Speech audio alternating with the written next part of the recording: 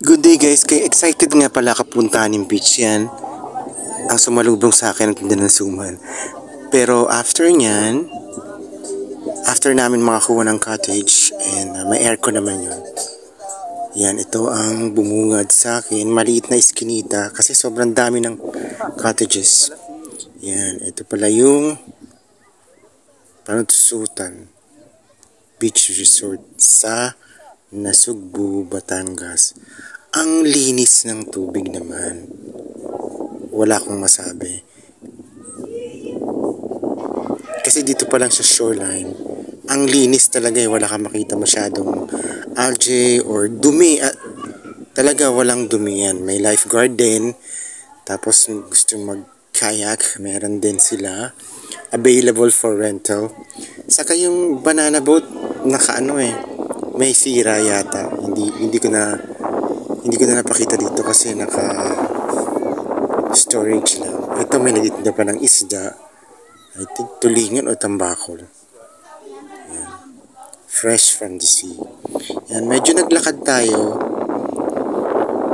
Maliit lang yung place na sinakop kasi pero napakalinis naman. Wala ka talagang makita mga dumi.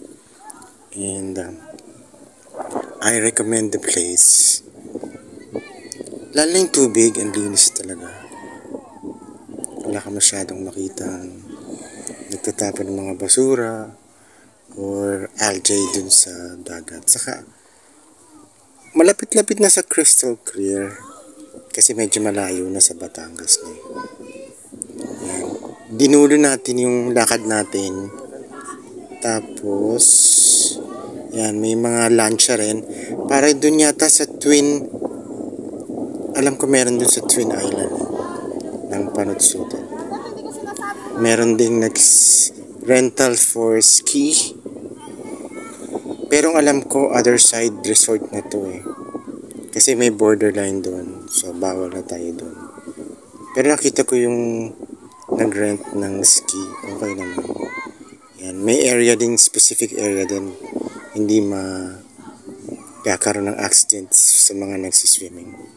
Hope you like my video and try to visit Nasugbu, Batangas. Maraming beach resort doon. Hindi lang tong Panutsutan. Hope you like my video and enjoy. Continue watching and follow and share.